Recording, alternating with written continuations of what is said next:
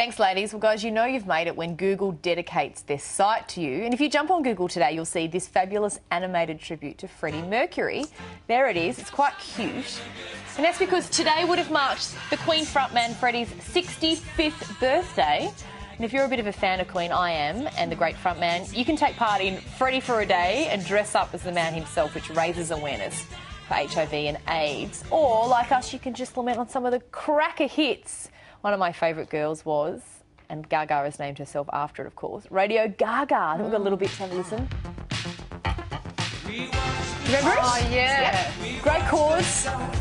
And so much build in the song. And he was amazing because he had a 4-octave range, which as a bloke, I think it highlighted, you know, the top note in Bohemian Rhapsody. It highlights his range and that awesome overbite. Which he didn't get fixed because he was worried it would change the sound of his voice. Did you have a favourite?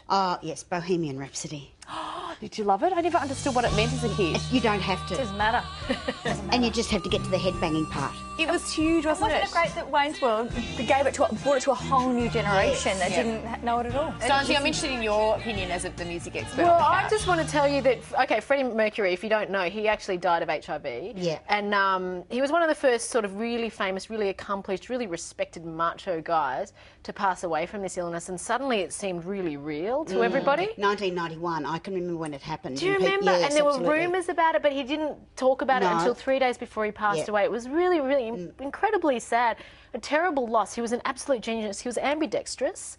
So he used to, at the height of Queen's creative powers, he used to sleep with a mattress against a piano.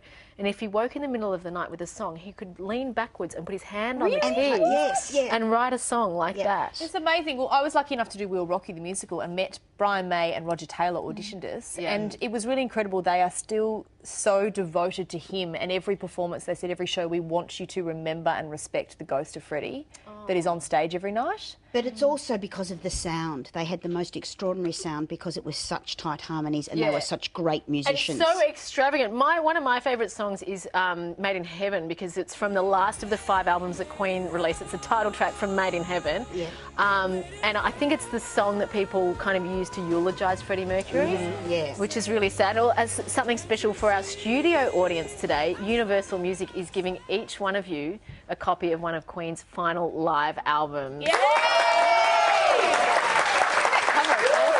That's what they look like. The albums have recently been re-released to coincide with the 40th anniversary of the band and what would have been Freddie Mercury's 65th birthday.